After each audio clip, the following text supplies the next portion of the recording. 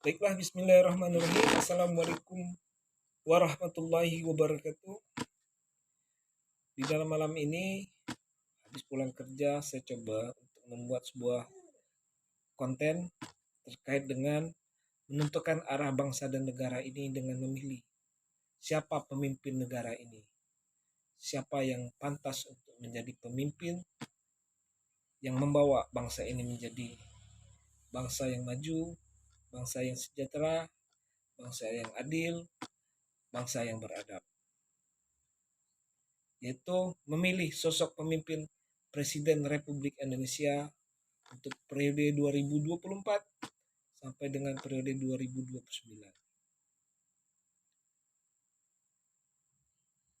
Kita akan memilih seorang sosok siapakah di antara 3 calon yang telah ibaratnya udah diputuskan melalui partai-partai masing-masing pendukung. Yang pertama kali yang memberikan dukungan yaitu yang mendeklarasikan pemimpinan yaitu Bapak Anies Baswedan, kemudian Bapak Ganjar Pranowo, yang kemudian adalah Bapak Prabowo Subianto.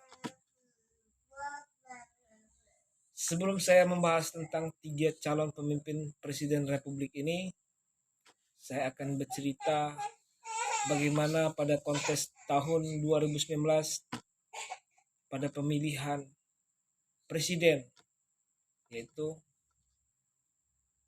pertarungan antara Bapak Prabowo Subianto dan Bapak Jokowi Dodo. Pada tahun 2019, saya adalah pendukung Bapak Prabowo yang sangat fanatik sekali. Pada saat 2019, saya masih berada di Jakarta. Saya sangat antusias, di mana Jakarta adalah pusat kota Republik ini, pusat ibu kota Republik ini, di mana basis dari kedua kubu, baik Bapak Prabowo Subianto dan Bapak Jokowi Dodo, semuanya ada untuk tim-tim pemenangan yang mempunyai basis pemenangannya. Pada saat 2019 saya mencari bagaimana dukungan masyarakat itu berkumpul. Saya coba menari tempat di mana masyarakat berkumpul untuk mendukung Bapak Prabowo Subianto dan Bapak Sandiaga Uno pada saat itu yang menjadi calon presiden tahun 2019. Saya berkunjung di Rumah Juang pada saat itu. Saya sangat antusias sekali mendukung Bapak Prabowo Subianto. Saya berfoto menunjukkan saya sudah berada di sana. Saya berkomunikasi sama teman-teman saya yang sama juga fanatik sama itu dengan Bapak Prabowo Subianto. Ada teman saya sampai rela-rela di setiap di mana ada Bapak Subianto, Bapak Prabowo Subianto, di situ dia ada. Yang ingin saya katakan pada saat itu 2019 sebelum terjadi pemilihan umum, kita memasuki menentukan hari hanya untuk menentukan siapa pemilih yang akan kita putuskan memilih pasangan itu. Saya ingat sekali pada saat itu beberapa bulan sebelum jadi kontes pemilihan umum itu, ada mertua saya datang ke Jakarta, yaitu bapak kandung dari istri saya. Datang ke Jakarta, bermain ke tempat kami, tujuannya adalah untuk melihat keadaan kami dan sebagai untuk jalan-jalan, datang ke Jakarta, melihat seperti apa Jakarta yang telah lama tidak dikunjungi pada saat beliau telah pensiun. Kemudian pada saat itu saya adalah pendukung yang fanatik terhadap Prabowo, dan bapak mertua saya juga adalah pendukung fanatik terhadap Bapak Joko Widodo. Ketika saya pulang kerja dan bertemu mertua saya, kemudian televisi saat itu hidup, kita menonton bersama-sama. Di satu sisi mertua saya sangat suka sekali melihat Metro TV, kemudian di satu sisi saya juga sangat ingin sekali menonton TV One, karena pada saat itu media ini saling memberikan informasi yang berbeda. Di satu memberikan informasi yang terus-menerus terhadap pasangan Joko Widodo dan Ma'ruf Amin. Di satu sisi lagi TV One memberikan informasi yang terus-menerus tentang Bapak Prabowo Subianto dan Bapak Sandiaga Uno. Di dalam kami bersama-sama menonton ini terdapat ruang diskusi yang untuk diperdebatkan. Saya berdebat terhadap mertua saya menjelaskan Prabowo seperti ini bagiannya, kalau Joko Widodo seperti ini. Mertua juga, saya juga adalah orang yang fanatik. Dia punya pendapat juga. Kalau Bapak Joko Widodo seperti ini dan Bapak Prabowo seperti ini. Kita saling berdiskusi dan berdebat. Dan pada akhirnya satu sama lain mempunyai perasaan yang tidak enak seperti itu. Karena berdebat orang yang fanatik itu saling menyerang. Sehingga lupa ada hubungan emosional di balik itu. Saya adalah anak menantunya dan bapak mertua saya adalah bapak mertua saya yang saya harus hormati. Di situ ada kelupaan, ada kelalaian seperti itu. Yang pada dasarnya itu yang sangat saya sesalkan sekali pada tahun 2019 itu.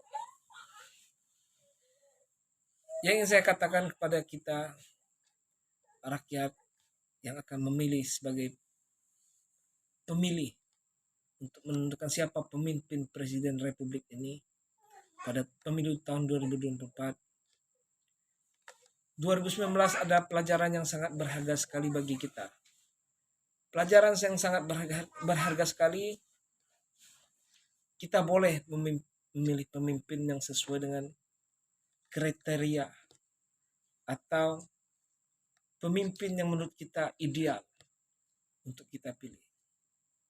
Namun jangan lupa untuk menghargai pilihan orang lain yang mungkin berbeda dengan pilihan kita.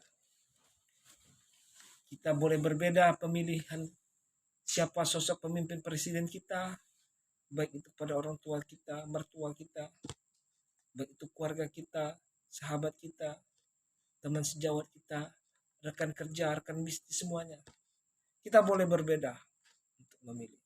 Tapi jangan satu kita lupakan adalah respect, menghargai pilihan yang berbeda tersebut. Kita jangan lupakan respect tersebut. Bagaimana kita menghargai orang yang berbeda dengan keputusannya untuk memilih siapa sosok pemimpin itu. Saya ingin katakan ciri pemimpin itu telah dijelaskan oleh agama. Yang pertama adalah amanah. Dia dapat bertanggung jawab. Dia bisa diberikan kepercayaan. Sidik. Dia adalah jujur. Apa yang dikatakannya adalah benar. Dia tidak suka untuk berbohong. Kemudian patonah. Bila diberi kepercayaan, dia tidak akan mengingkarinya.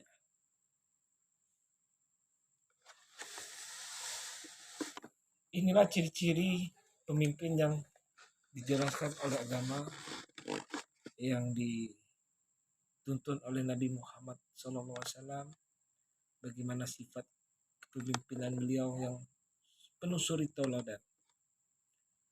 Seorang yang amanah. Nabi Muhammad juga ditunjuk sebagai orang yang jujur, karena dia berdagang, berjualan, orang yang jujur. Dia katakan ini yang bagus, ini yang punya kekurangan. Dia memberikan saran yang baik kepada orang yang membeli dagangannya.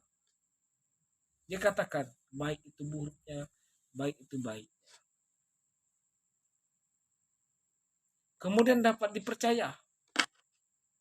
Ketika dia memimpin, dia berpegang teguh bahwa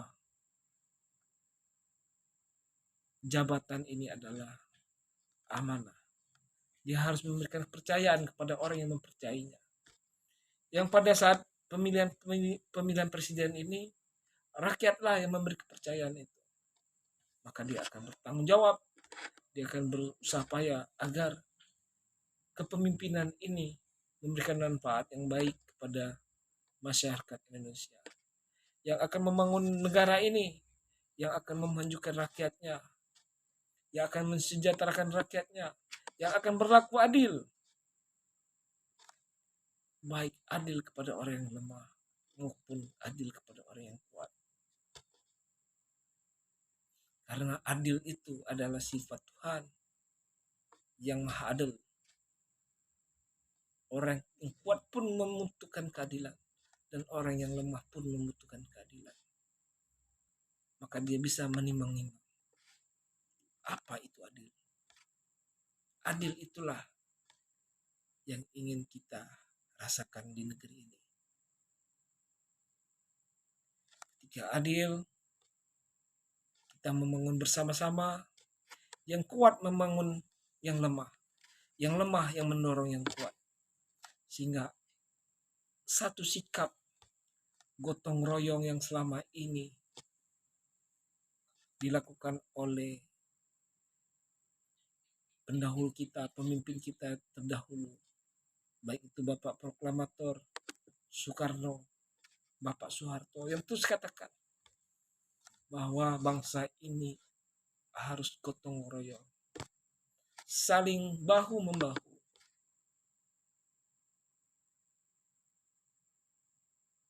saling bantu membantu, saling support mensupport. Saya ingat sekali ketika keputusan Bapak Prabowo Subianto memutuskan untuk menjadi bagian dari koalisi atau menjadi bagian dari pemerintahan Bapak Joko Widodo setelah pemilu 2019. Posisi ini belum terjadi dalam konteks pemilu pasca pemilu yang ada di dunia manapun, yang di negara manapun. Lawan dari pasangan yang menang itu bisa saling bahu membahu untuk saling mendukung sama satu lain. Pada saat itu Bapak Prabowo katakan dia ingin mencairkan suasana agar bangsa ini tidak terpecah belah. Saya sangat respect terhadap keputusan Bapak Prabowo Subianto yang memutuskan untuk bergabung agar bangsa ini tidak terpecah belah. Itu perkataan yang dia katakan langsung di dalam media manapun yang memberitakan. Dia berkata seperti itu. Saat diwawancara dia katakan dia ingin mengambil keputusan agar bangsa ini tidak terpecah belah. Semua pemimpin ketiga ini mempunyai kriteria kepemimpinan yang baik semua. Baik itu Bapak Prabowo Subianto, Bapak Ganjar Pranowo, dan Bapak Anies Baswedan. Saya ingin memposisikan diri saya sebagai adalah rakyat. Kita rakyat harus memilih pemimpin dari dasar kriteria yang harus kita pilih. Bagaimana agama telah menjelaskan. Dari amanah, dari jujur, dari bertanggung jawab, bisa dipercaya. Hal itu yang harus kita tekankan dalam melakukan sebagai orang yang akan memutuskan siapa yang akan dipilih ketika menjadi Presiden RI untuk periode 2024 sampai dengan 2029.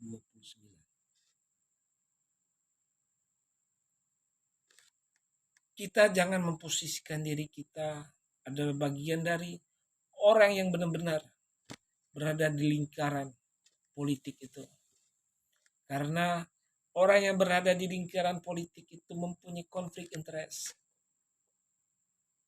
Konflik interestnya adalah mereka mendukung itu karena ingin memiliki posisinya ketika pasangan yang mereka calonkan itu ada menang. Namun kita sebagai rakyat tidak perlu pada posisi itu.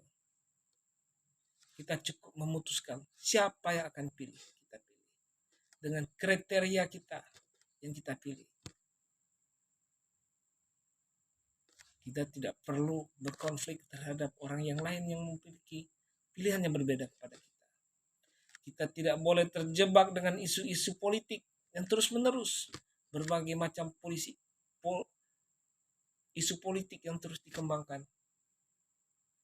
Yang kita pastikan adalah kita tepat memilih yang tepat sebagai pemimpin negara ini yang akan membawa kita pada posisi kesejahteraan yang adil bagi rakyat Indonesia yang sesuai dengan Pancasila yang merupakan falsafah hidup kita. Jadilah pemilih yang berkualitas. 2019 adalah bagian dari pembelajaran kita. Yang ingin saya katakan, ketiga pemimpin ini memiliki track record masing-masing, memiliki kapasitas masing-masing. Mereka memiliki jiwa kepemimpinan yang mereka adalah seorang pemimpin. Tiga pasangan ini adalah pemimpin. Satu yang pernah menjadi kepala daerah di Jawa Tengah, yaitu Bapak Ganjar Pranowo. Yang satu adalah kepala daerah yang ada di ibu kota negara ini, yaitu Provinsi DKI Jakarta. Dan yang satu lagi adalah Bapak Prabowo Subianto, adalah Menteri Pertahanan kita, yang sama-sama adalah mereka adalah pemimpin. Mereka telah memiliki track record yang jelas sebagai seorang pemimpin. Di dalam kepemimpinannya pasti ada yang baik, pasti ada juga ada yang buruk.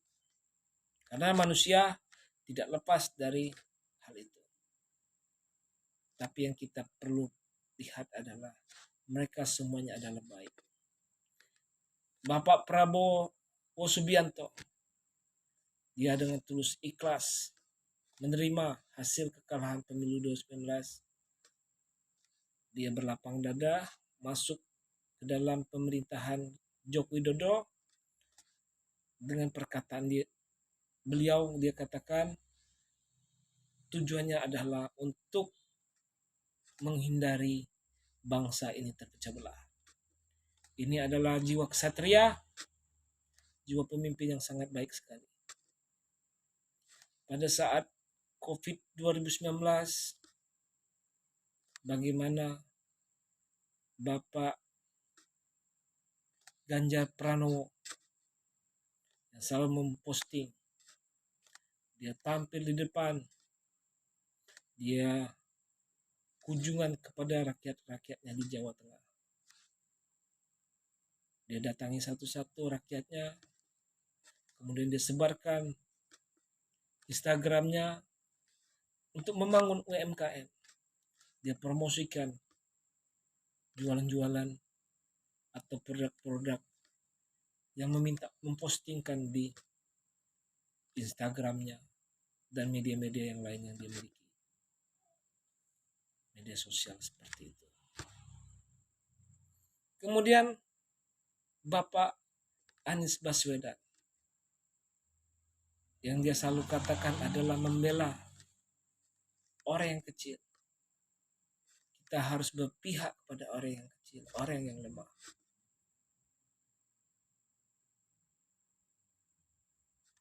Anies Baswedan adalah orang yang teruji.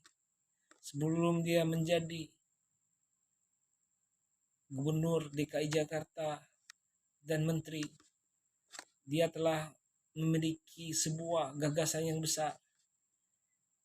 Bagaimana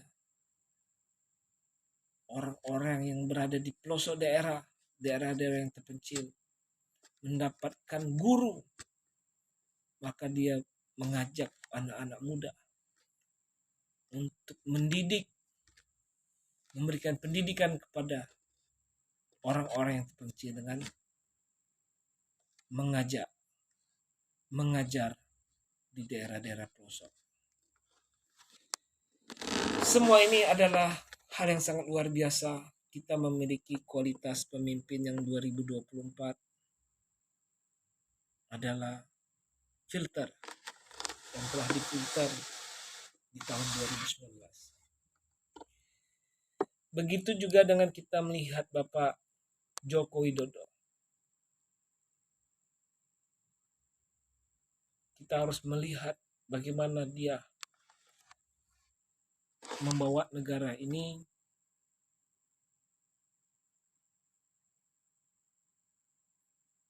dalam hatinya pasti ingin membuat negara ini menjadi baik ketika dia telah menjadi seorang pemimpin. Kita tidak perlu melihat bagaimana kekurangannya dia, karena itu adalah cara bagaimana dia memilih untuk membangun negara ini. Begitu juga nanti dengan visi misi, itu adalah cara bagaimana pemimpin akan menjadikan bangsa ini pada posisinya. Niat pasti mereka akan sama, yaitu membangun bangsa dan negara ini. Namun sebagai kita rakyat adalah memberikan dorongan dan memberikan masukan. Ketika dia salah, kita katakan dia salah. Ketika dia benar pada saat menjadi pemimpin, kita katakan benar. Ketika dia salah, kita tegur. Kita katakan bahwa jabatan itu adalah amanah. Dan waktunya sangat sedikit sekali. Umur kita terbatas dan tanggung jawab itu akan kita penuhi ketika berada di akhirat. Kita ingatkan, kekayaan itu tidak akan dibawa mati. Kekayaan tidak akan pernah dihitung dan dihisap berapa nilainya. Tetapi apa manfaatnya dan bagaimana kita memperlakukan kekayaan dan jabatan itu sebagai amal ibadah.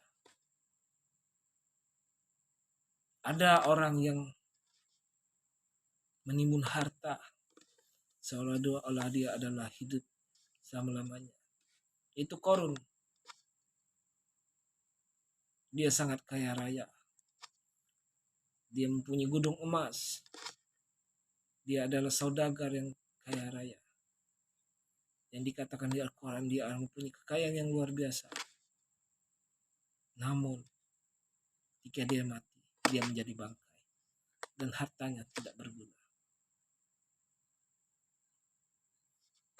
Kita ingatkan pada pemimpin kita, ketika kalian menjadi pemimpin, jadilah pemimpin yang amanah.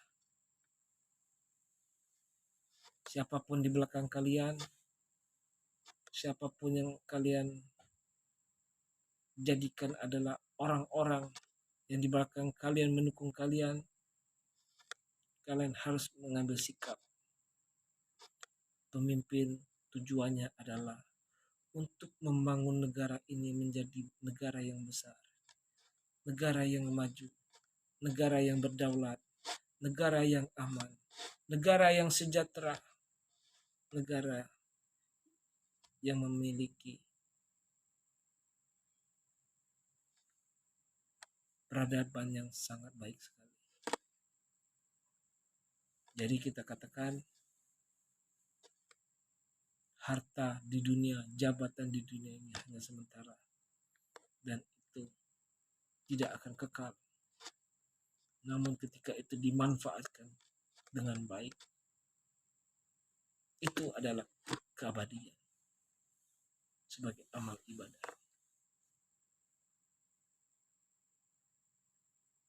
Sempat kita selama ini menganggap Soeharto adalah orang yang sangat tamak terhadap kekuasaan.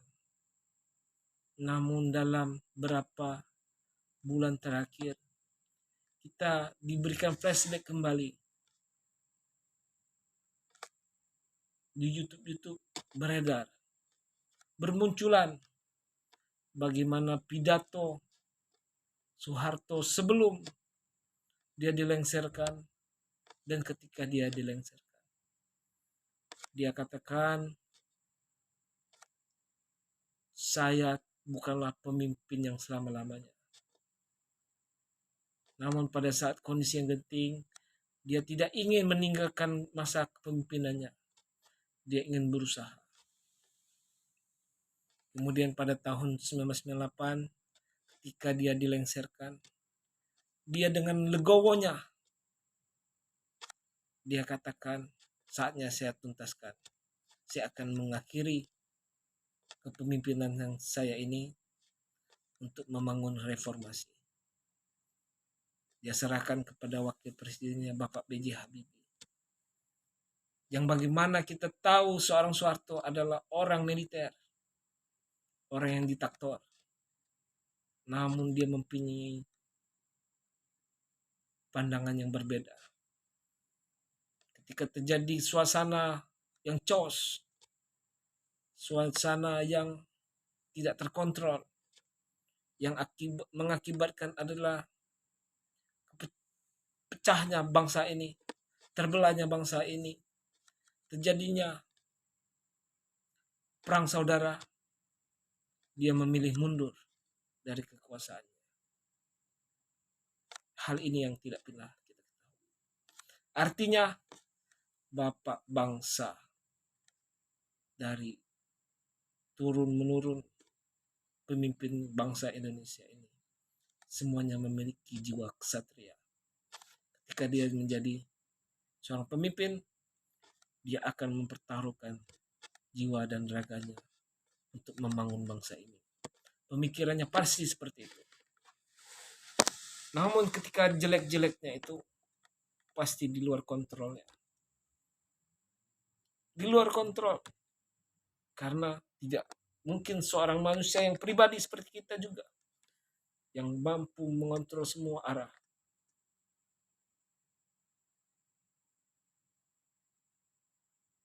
Yang ingin katakan, bangsa ini harus besar, bisa saling menghargai, bisa saling membantu gotong royong membangun bangsa ini. Kita tentukan pilihan kita pastikan pilihan kita adalah kitalah yang memilihnya dengan secara bertanggung jawab, dengan memiliki kriteria pemimpin yang benar-benar sebagai pemimpin yang adil, yang amanah, yang jujur, yang bisa dipercaya, yang tidak akan berkhianat. Pilihlah pemimpin itu dengan hati kita. Dengan hati kita, kemudian berikan respek kepada orang yang lain yang berbeda dengan pilihannya